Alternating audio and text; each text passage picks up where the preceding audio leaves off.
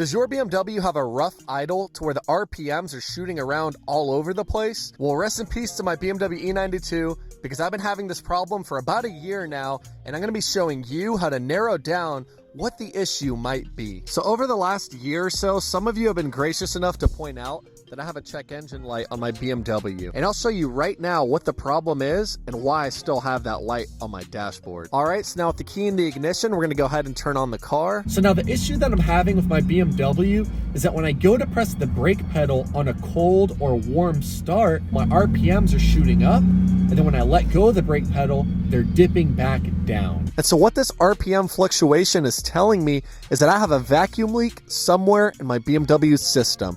So now I'm gonna go ahead and walk you through everything I've replaced and troubleshot to try to find where this vacuum leak is. This right here is the code, P116E. And this is a manufacturer code, so it's not actually gonna tell us what it is, so you have to go to Google for that. And now after Googling up BMW P116E and doing some reading, you can see exactly what it says the issue is. The issue says air mass flow sensor. That's the issue that it says it is, the mass airflow sensor. Oh, so that's an easy fix. Just replace the mass airflow sensor, right?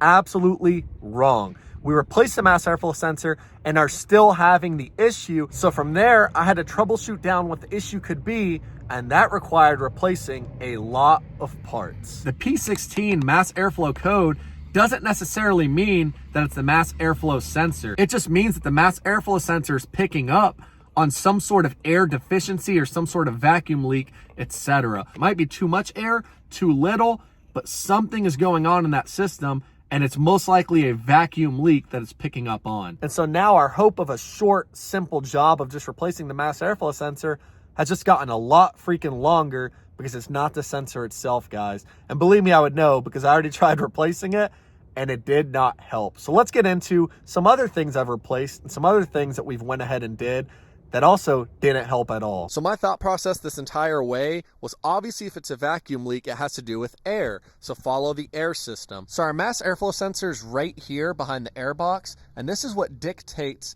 our air to fuel ratio in the entire engine. So anything forward of the mass airflow sensor is not likely to cause a vacuum leak that could cause performance issues. But with that being said, I would still recommend you check for any cracks or holes all along the little ribbing. So I checked the top and bottom, not a single hole or any place the air could be getting out. But like I said, anything in front of the mass airflow sensor is not likely to cause any performance issues. So I'd rule that out. And so I came further back to the air box itself. I made sure all of these screws were fastened. I removed the airbox as well, and I checked for any cracks or holes or punctures in the actual system itself.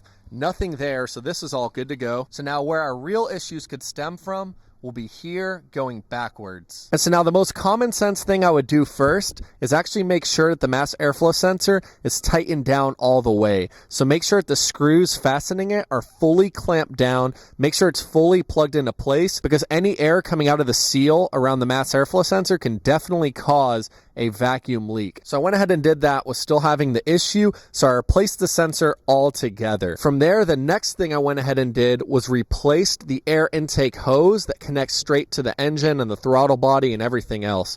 And the reason I did that is because that hose back here is made out of the same kind of rib-like material and is very, very, very prone to cracking. Here at the front, you have a lot of ram air cooling this off, but further in the back, the stock hose, the silencer, is right there encompassed in all of that heat. So that's actually a very, very common issue for the OEM hose here to break and cause vacuum leaks. So what I went ahead and did was replaced it with an upgraded reinforced silicone hose. It gives you a bit better of throttle response. Also, you can hear the roar of the engine, I think a little bit louder, and it looks a lot cooler. So I went ahead and replaced that with still having the issue. So now this is where you might ask, why not just use a smoke machine? A smoke machine is easily going to flush out wherever that vacuum leak is.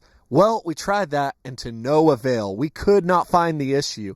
And so from there, I had to go back to the roots of being a car guy and try to understand the actual system altogether. So remember what I said, the issue is only happening on cold and kind of warm starts when I press the brake pedal. And now from here, the thought process is kind of common sense. If it's only happening whenever you press the brake pedal, trace the issue down to the brake system. And so after doing a ton of research online, I saw that it might be the brake booster that's defective. And the brake booster has a very sensitive rubber diaphragm on it. It's a very, very thin piece of rubber that seals in all of the brake pressure from your input. And so that is actually prone to getting little micro tears over time, causing weird issues with the brake system.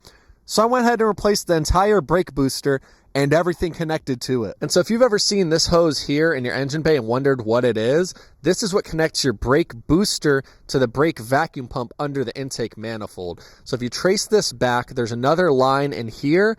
It traces all the way back to the brake booster itself, and there's a little check valve, and that little check valve is basically what allows the brake pressure to activate the brakes, from the booster, etc. So I replaced the check valve, replaced the whole brake booster and the master cylinder and this line here. And so I traced it down to see if I could find my issue even deeper. And so underneath your intake manifold is the brake vacuum pump. And now if you look all the way down there, that right there is gonna be your brake vacuum pump. And you can see the hose connected to it there comes up. And that hose is the same exact hose that connects all the way back to the brake booster in the rear of the car. And so from there, our issue kind of isolates itself down because we have the brake booster we replaced.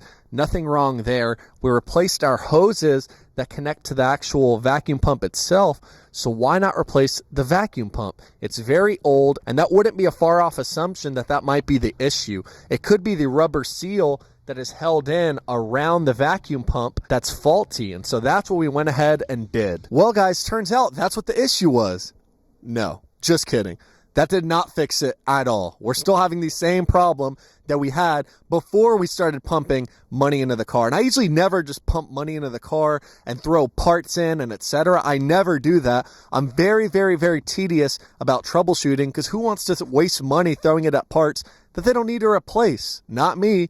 Well, after replacing all of that stuff and the brake vacuum pump, which would have made sense because if there's a vacuum leak, it could very well be an old vacuum pump. And now something you guys have to realize about the E92 is the vacuum system on this car is not complex at all. It's a very simple setup. There's not a lot of hoses that could cause a vacuum leak on this engine. Outside of any of our air ducting and the crankcase hoses located in the back, yes, we went ahead and replaced both of those as well. We're still having the issue, but there's not a lot of vacuum hoses on this car that could cause this type of issue to occur. And so you can see the crankcase hose located underneath the intake manifold. It goes all the way to the back of the car and connects to the back of the valve cover. Well, we went ahead and replaced that as well, still having the same issue. And mind you, to replace the vacuum pump, which I don't recommend because you can blow the entire engine, you have to remove the secondary timing chain. I don't recommend you replace that on your own. Take it to a shop. But to replace it, you have to remove the intake manifold. And if you remove the intake manifold, you have to replace the gasket. And so we went ahead, we replaced the gasket for anybody thinking that's what it was. So up to this point, our intake manifold gasket replaced. Brake vacuum pump, which you should not replace on your own, we replaced that and the gasket. We replaced all of these hoses going back to the brake booster. We replaced the brake booster itself, the master cylinder, and the check valve. We replaced the mass airflow sensor and our intake boot back here. And now mind you, before replacing all of this, we already installed a brand new valve cover. So I know that's not the issue because we went ahead and removed it again, installed a new one with a new gasket, new Valvetronics motor, and made sure there was no oil seeping down the side. So I know for sure it wasn't the crankcase system. And it was not the valve cover. It wasn't anything air related here. So that leaves me to one last piece. And I think this is the missing piece of the puzzle. I'm basically 100% certain that it's the intake manifold itself. It's not crazy to think that at 200,000+ miles, there's definitely micro cracks on the manifold itself that you can't see from the top that aren't necessarily traceable with a smoke machine. And so I went ahead and smoked it out. I made sure, well, that sounded crazy, but I made sure that I really looked for any vacuum leaks on the intake manifold system. and I didn't find anything at all. But that doesn't mean that there's not an issue there. So after replacing all of those parts, that is the last major big thing that I think could actually spark up an issue. So I'm going to go ahead and install a 3-stage manifold on this BMW, and that should give me a good like 40 to 60 horsepower with a tune. But I'll have a video for that coming out soon. But I really wanted to show you everything I've replaced. That way you wouldn't replace it and waste your money. And I'll have a link for everything that I've done to try to find this issue down below, because I don't want you guys to have to run into that same problem and spend all your money and time. So sadly, this isn't just a simple DIY video showing you how to fix a vacuum leak.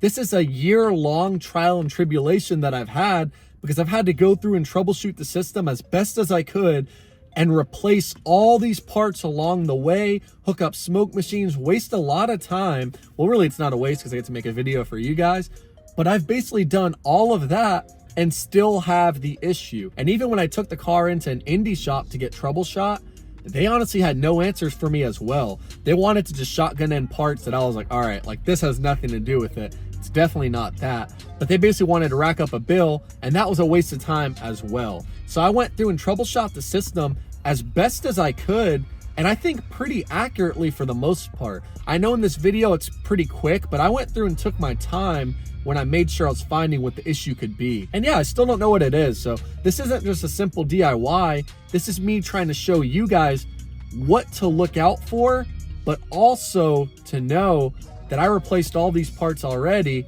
that still have to do with the issue, pertain to the root issue, and I still haven't been able to fix it. Everything being said, I do think it is the intake manifold. I've replaced everything else that has to do with the vacuum system, and it seems like that didn't help or make any sort of difference. So I'm pretty strongly leaning that the intake manifold might be bad. And this is probably a sign that I need to do the 3-stage intake manifold upgrade, get like 40, 50 extra horsepower with the tune.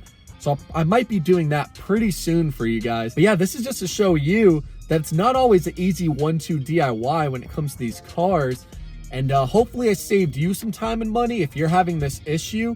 Maybe what I said, hopefully helps you in knowing what to look for or what to replace and not replace. But I'd love to hear y'all's input. Let me know down below if you've had this issue before of you pressing the brake pedal and having a vacuum leak.